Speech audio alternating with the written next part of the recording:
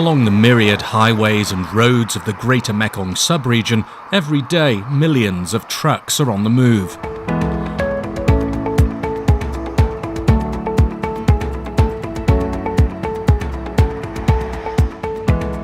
Road freight is vital for trade and prosperity in the region, helping connect goods, farmers and factories with markets. But it comes with huge challenges that include a large footprint on the region's already fragile environment. Much of the trade that happens in the region, regional trade, global trade, is transacted through land, and a lot of it through freight transport. Unfortunately, much of this freight transport is inefficient and also quite polluting. So I think if you look at the impacts of green freight in the region, there's a significant carbon footprint in terms of the carbon emissions, but also in air pollution and impacts on human health.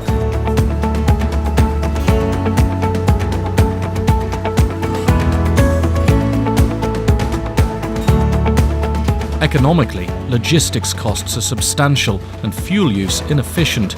Together, they impact the competitiveness and profitability of the logistics industry in the GMS, especially for freight truck companies.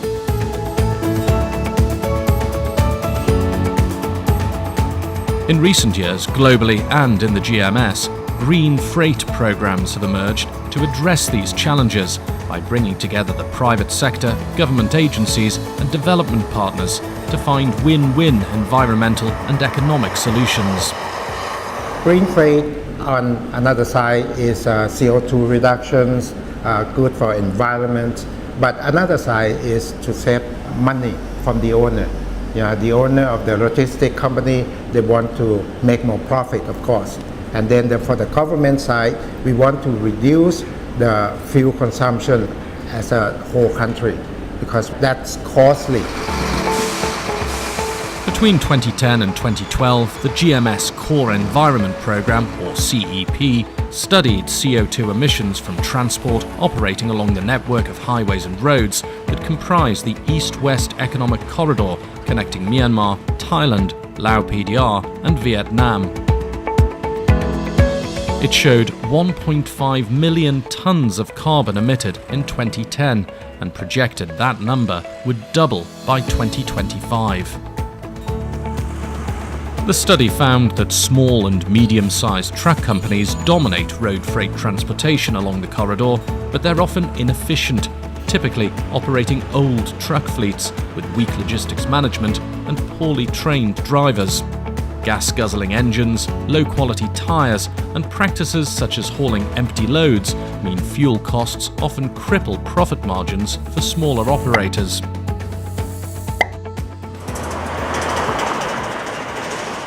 Thailand is a part of AEC. We're going to have a lot of competitors in terms of logistics. So if they're not going to do anything, they're not going to be able to survive for a longer time in this business. So they have to change, they have to improve their business, and they have to increase their efficiency of the fuel consumption.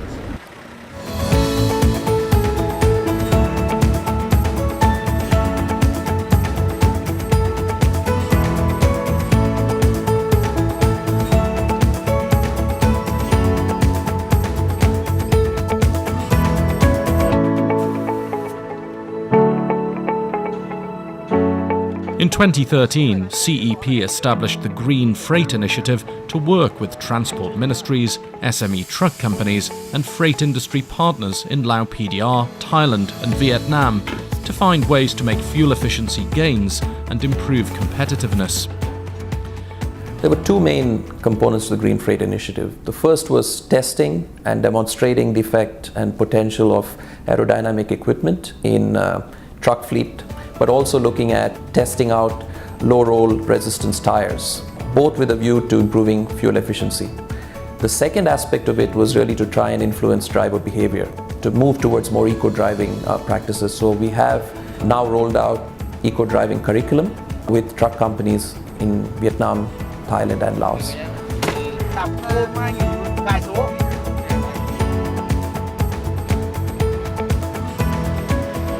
The results proved technologies for fuel efficiency and eco-driver training can make a big difference. While driving, we should shift gears properly and avoid rapid acceleration. Then emissions will be reduced. It can be a big help and saving.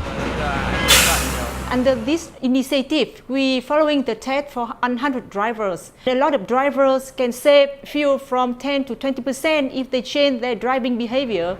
Training eco-driving is easy to implement and not require much capital. Therefore, eco-driving is one of the key for fuel saving, which reduce GHG emissions. By reducing emissions 10 to 13%, the results prove the effectiveness of green freight technologies and eco-driving and show the commitment of freight enterprises to the community and environment. This may provide strong incentives for Vietnam's road freight enterprises to modernize their vehicles and apply eco-driving techniques. Green freight can contribute to the successful implementation of the national strategy on green growth. We are very happy that we were part of this project. Our company received knowledge and valuable experiences and received good guidance from the instructors and participating partners. It helps our company to reduce transportation costs and makes us competitive.